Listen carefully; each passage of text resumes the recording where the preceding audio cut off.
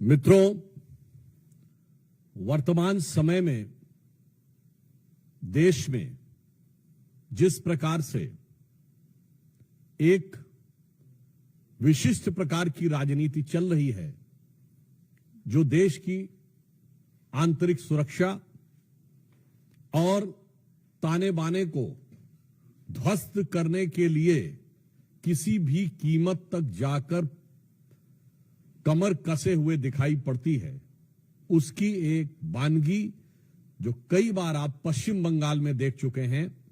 आज न्यायालय द्वारा गठित एसआईटी की रिपोर्ट आने के बाद पश्चिम बंगाल की तृणमूल कांग्रेस सरकार की हिंदू विरोधी निर्ममता अपने पूरे विद्रूप रूप में सामने आती हुई दिखाई पड़ रही है। इस एसआईटी का गठन न्यायालय के आदेश पर हुआ था, जिसमें 3 लोग सदस्य थे। एक registrar law national human right commission के थे और 2 सदस्य पश्चिम बंगाल की न्यायिक सेवा के थे, अर्थात एक मानवाधिकार आयोग से सदस्य थे और 2 पश्चिम बंगाल की न्यायिक सेवा वेस्ट बंगाल लीगल सर्विसेज थे।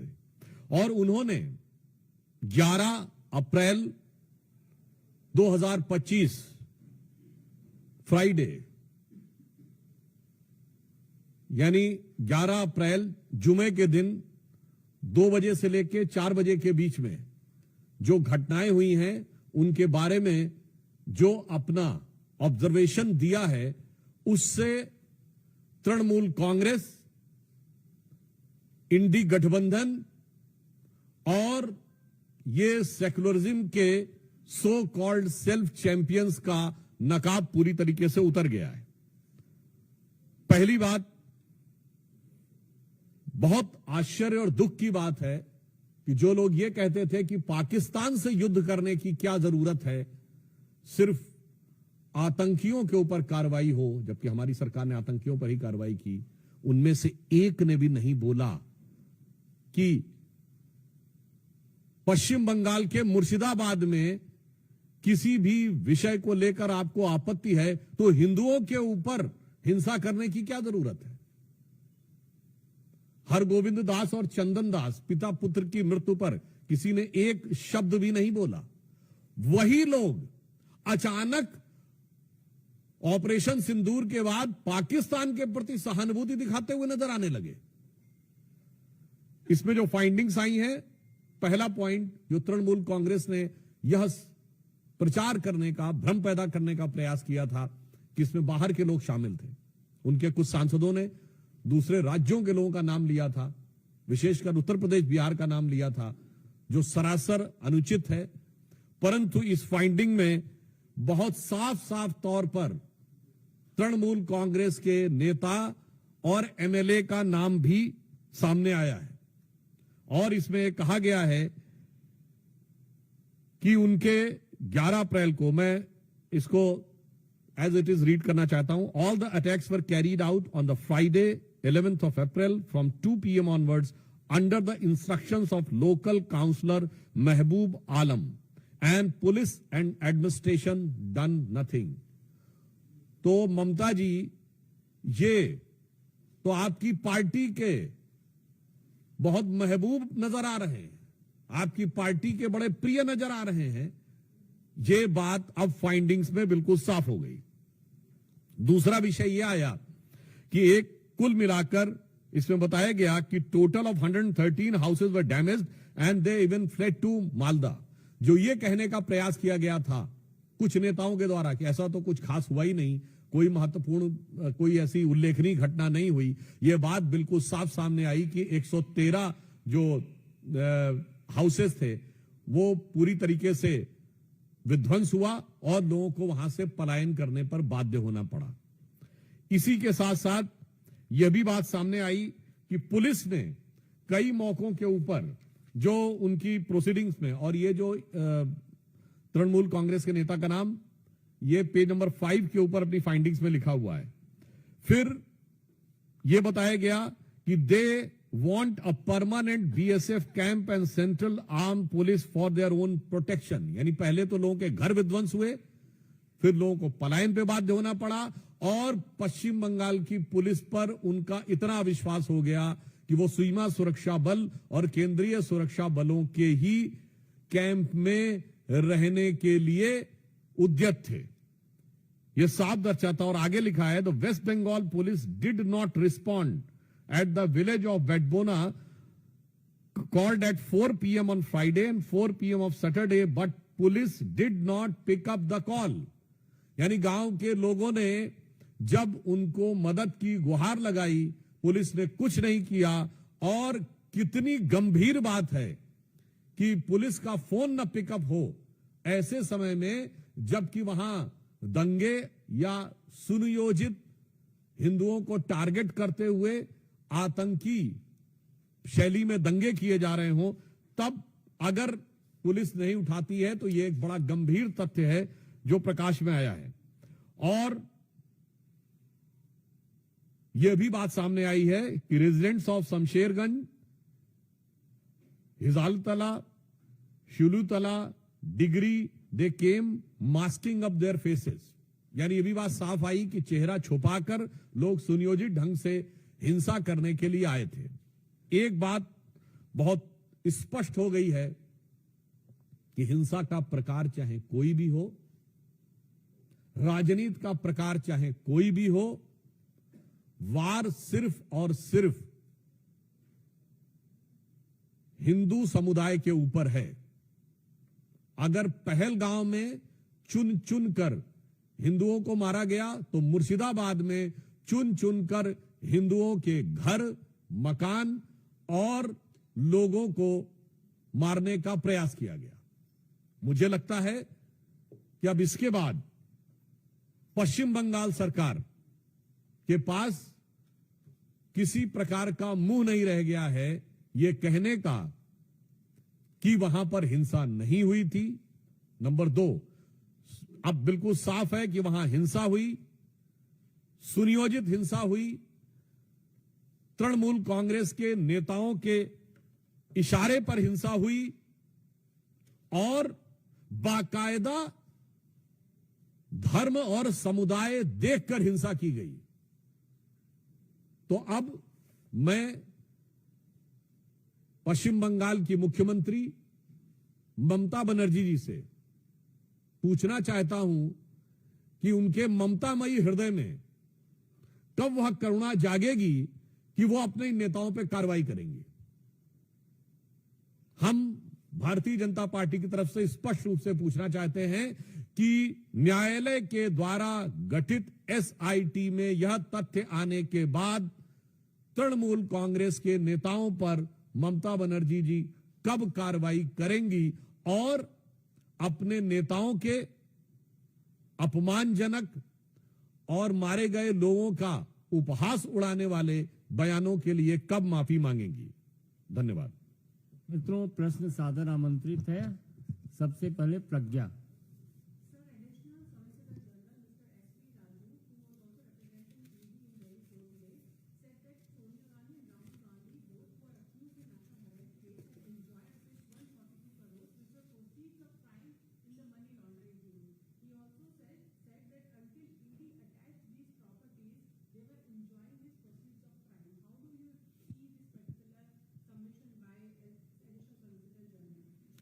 देखिए, this national Herald case has been a very peculiar case in the entire Indian history. Number one, it started in October 2013 by a PIL filed in Delhi High Court, much before Modi government came into power. Second, this is the only case in which Sri Rahul Gandhi ji and Srimati Sonia Gandhi ji has to take the bail. In the recent findings of ED, they have mentioned there is around 142 crore rupees related to proceeds of crime. अब proceed of crime से अगर पैसा आया है तो use किसने किया है, तो इसके बारे में जो इंडिकेशन दिया गया है कि यह सिर्फ प्रॉपर्टी ऑब्टेन करने के लिए नहीं, बल्कि अदर रिलेटेड चीजों के लिए भी प्रयोग किया गया है।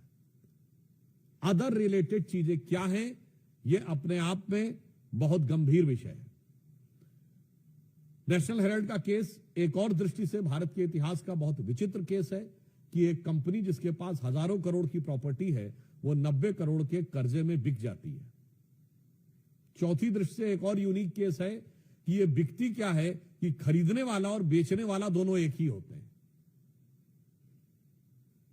ऐसा क्रय विक्रय आपको भारत के इतिहास में कभी देखने को नहीं मिलेगा। सामान्यतः भ्रष्टाचार में देने वाला कोई और होता, लेने वाला कोई और होता है। यहां पर देने और लेने वाले दोनों एक ही हैं। इसलिए जो ईडी ने फाइंडिंग की है, इसमें एक और बिंदु समझिए। कांग्रेस पार्टी ये कहती है नेशनल हेराल्ड बंद हो गया। 67 साल के शासनकाल में, जो हमारी सरकार आने से पहले था, 60 साल कांग्रेस या उसकी समर्थक सरकारों का शासन रहा। 55-56 साल सीधे कांग्रेस का शासन रहा। अगर उसमें कांग्रेस के अनुसार जो क्लेम है कि स्वतंत्रता संग्राम सेनानियों का यह अखबार जो पंडित जवाहरलाल नेहरू जी के द्वारा चलाया गया था, स्थापित किया गया था, और जो 3 भाषाओं में निकलता था, नेशनल हेराल्ड इंग्लिश में, नवजीवन हिंदी में और कौमी आवाज उर्दू में, इसका मतलब उसका कोई खरीदारी नहीं था। यानी कांग्रेस के कार्यकर्ता भी उसे खरीदने को तैयार नहीं थे।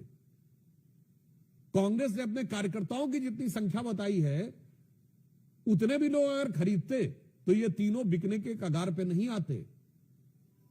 तो नेशनल हेराल्ड और नवजीवन तो छोड़िए, जो नवजीवन नहीं दे पाए, कौम ने भी कौमी आवाज नहीं सुनी। अगला पॉइंट इसमें और भी महत्वपूर्ण यह हो जाता है कि यह भारत के इतिहास का इकलौता मौका है जब सरकारी संपत्तियों पे, पब्लिक संपत्ति पे भ्रष्टाचार होता था। यहां किसी पार्टी ने अपनी ही संपत्ति के ऊपर डाका डाल दिया। मतलब एक कहावत होती है कि अपने घर में कोई चोरी नहीं करता, अपने घर में कोई डाका नहीं डालता। यह आपने सिर्फ कॉमेडी फिल्मों में देखा होगा, मगर यह ट्रेजेडी देखिए कि नेशनल हेराल्ड केस इस मामले में एक विचित्र केस है। और यह भी दर्शाता है the ED today has mention about 142 crore rupees of proceed. तो मैं कहना चाहूंगा, एक वो कांग्रेस थी जो महात्मा गांधी की कांग्रेस थी, जिसका सदस्यता शुल्क कितना था? 4 आने। कांग्रेस में नारा होता था, 1 चवन्नी चांदी की, जय बोलो महात्मा गांधी की। और आज कांग्रेस वहां पर पहुंच गई आधुनिक गांधियों के नेतृत्व में कि देश तो छोड़ो, पार्टी की संपत्ति भी आज के गांधी की। तो अगर 142 करोड़ का विषय आया है, यह बहुत गंभीर बात है। यह कांग्रेस पे सिर्फ कानूनी नहीं, यह कांग्रेस पे सिर्फ राजनीतिक नहीं, बल्कि गंभीर नैतिक सवाल पैदा करता है कि जो लोग अपने को स्वतंत्रता संग्राम सेनानियों की विरासत के एकमेव उत्तराधिकारी घोषित होने का दावा करते थे, उन्होंने ही बकौल खुद स्वतंत्रता संग्राम सेनानियों की संपत्ति पर डाका डाला। रविकांत,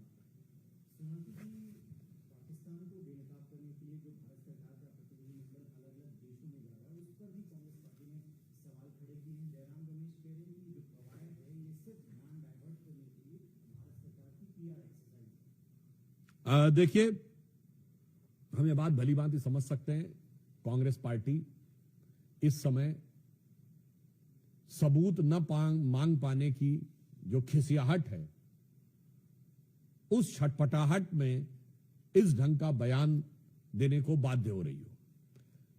हम एक बात बहुत स्पष्ट रूप से कहना चाहते हैं कि अगर उन्हें लगता है कि कोई डाइवर्जन की बात है, तो मैं सिर्फ कोट करना चाहता हूं पाकिस्तान के प्राइम मिनिस्टर शहबाज शरीफ ने जब ऑन रिकॉर्ड यह बोल दिया कि 9 और 10 तारीख की दरमियानी रात, ये उनका वर्ड है, 9 और 10 तारीख की दरमियानी रात हमारे सिपह सलार जनरल सैयद आसिम मुनीर ने मुझे 2:30 बजे रात को जगा कर कहा कि हिंदुस्तान ने नूर खान एयरबेस के ऊपर मिसाइल गिरा दिया है। अब इतना बड़ा जो डाइवर्जन हुआ जाके नूर खान एयरबेस पे, ये अगर कांग्रेस को नजर नहीं आता है, तो मुझे लगता है उनकी नजर के ऊपर से लगता है राष्ट्रवाद का पानी पूरी तरीके से हट चुका है। सेकंड पॉइंट, जो इन्होंने कहा कि ये ध्यान बांटने के लिए कि जा रहे हैं बाहर, ये भारत के सभी सांसदों का अपमान तो है ही, मगर मैं जयराम रमेश जी से पूछना चाहता हूं, आपके नेता तो ध्यान लगाने के लिए जाते थे। आपके नेता या तो ध्यान लगाने को विदेश जाते थे या देश को बांटने के लिए विदेश जाते थे। आपके नेता ने जितनी बार विदेश गए हैं, देश को बांटने वाली कोई ना कोई बात कह के आए हैं। पहली बार सभी दलों के लोग एक साथ मिलकर भारत की एकजुटता का प्रदर्शन कर रहे हैं। और जहां तक हमारी नीति है, हमारी नीति भारतीय जनता पार्टी की बहुत स्पष्ट है कि इस ढंग के मौकों के ऊपर दलगत भावना से ऊपर उठकर अंतर्राष्ट्रीय मंच पर भारत की एकजुटता दिखानी है, चाहे हम विपक्ष में हो या सत्ता पक्ष में। जब हम विपक्ष में थे तो 1995 में जिनेवा में पाकिस्तान कश्मीर को लेकर प्रस्ताव ला रहा था, तब हमारे तत्कालीन नेता प्रतिपक्ष अटल बिहारी वाजपेयी जी ने नरसिम्हा राव का समर्थन जिनेवा में जाके किया था और नरसिम्हा राव को क्रेडिट भी दिया था उस सरकार को, और घर में आकर जो बात कहनी थी कही थी। और ये बात मैं इसलिए भी कह रहा हूं, आप में से कोई भी जाके चेक कर ले, ऑन रिकॉर्ड उस समय पाकिस्तान के प्रधानमंत्री बेनजीर भुट्टो का पाकिस्तान की नेशनल असेंबली में दिया गया बयान है कि देखो भारत में प्रतिपक्ष कैसा है जो सरकार का समर्थन कर रहा है आकर, और हमारा पोजीशन यानी पाकिस्तान का पोजीशन कैसा है जो विरोध कर रहा है। आज वैसा पोजीशन हमारे यहां हो गया है। इसलिए यह बात जो कहने का प्रयास कर रहे हैं, वैसे ऑन द लाइटर नोट मैं एक और बात कहूं, लगातार आप देख ही रहे हैं कि कांग्रेस पार्टी के नेता एक के बाद एक ऐसा बयान देते हैं जो पाकिस्तान की मीडिया की सुर्खियां बटोरे। अब जयराम रमेश जी का यह बयान भी यूज किया जाएगा, तो ये पाकिस्तान की पीआर एक्सरसाइज में जो लगे हुए हैं और भारत के इस गंभीर प्रयास को जो पीआर कह के डायल्यूट करने का प्रयास कर रहे हैं, मैं एक बात कहूंगा कि कुछ मामलों में उनकी मानसिकता और पाकिस्तान की मानसिकता में एक और मेल है। अभी आपने देखा कि ऑपरेशन सिंदूर में जिस अप्रतिम शौर्य का परिचय भारत की सेना ने दिया और जो गंभीर क्षति पहुंचाई, जिसका मैंने अभी आपको बता भी दिया कि पाकिस्तान के प्राइम मिनिस्टर का पाकिस्तान के आर्मी चीफ को कोट करते हुए बयान है, इसके बावजूद वहां के आर्मी चीफ का प्रमोशन हो गया, क्या बन गया? Field marshal.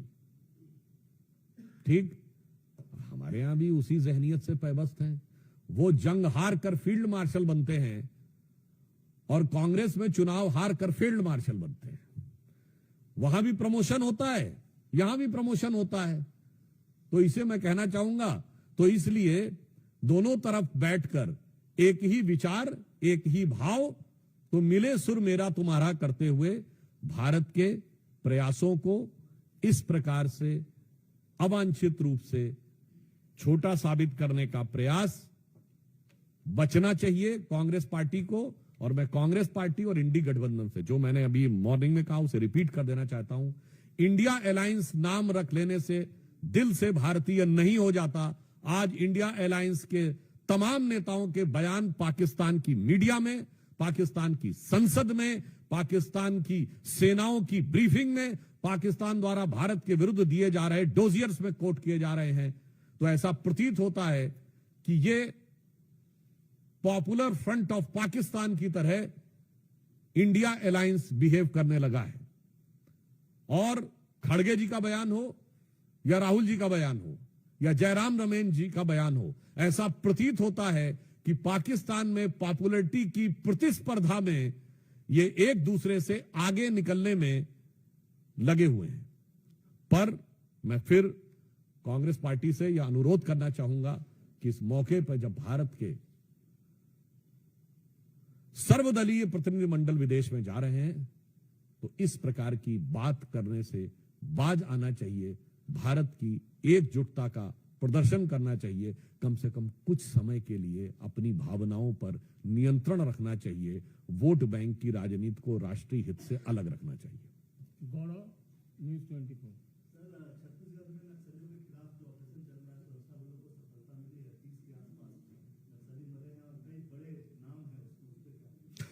देखिए, छत्तीसगढ़ में अभी जो सूचनाएं आ रही हैं और जो प्राइमा फेसिया इंफॉर्मेशन मिली है, प्रथम दृष्टया सूचना उनके अनुसार एक बहुत बड़ी सफलता छत्तीसगढ़ में नक्सलियों के विरुद्ध प्राप्त हुई है, जिसमें संभवतः प्राप्त जानकारी के अनुसार 25-30 से अधिक नक्सली मारे गए हैं।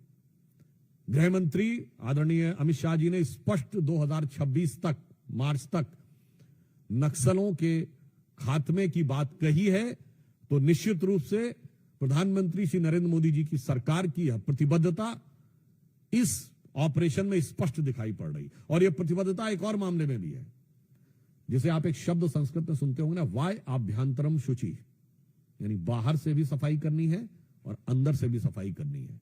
तो बाहर की सफाई आप ऑपरेशन सिंदूर में देख चुके हैं, और अंदर की सफाई आज जो नक्सली ऑपरेशन हुआ है उसमें देख रहे हैं। यानी बहावलपुर से लेके और बस्तर तक राष्ट्र विरोधी जो शक्तियां हैं उनके ऊपर निर्णायक प्रहार हमारी केंद्र की सरकार और छत्तीसगढ़ के राज्य की सरकार ने किया है। इसके लिए निश्चित रूप से प्रधानमंत्री श्री नरेंद्र मोदी जी के नेतृत्व में गृह मंत्री अमित शाह जी और हमारे छत्तीसगढ़ के मुख्यमंत्री जी और छत्तीसगढ़ के गृह मंत्री जी बधाई के पात्र हैं। अरुण बोता।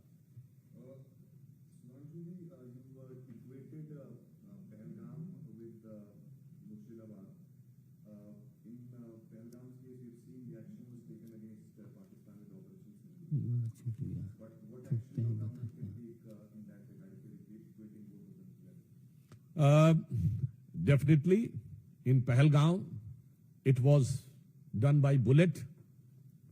I hope, I wish, and I am confident that is the befitting reply of the Murshidabad targeted attack on Hindus will be replied with ballot.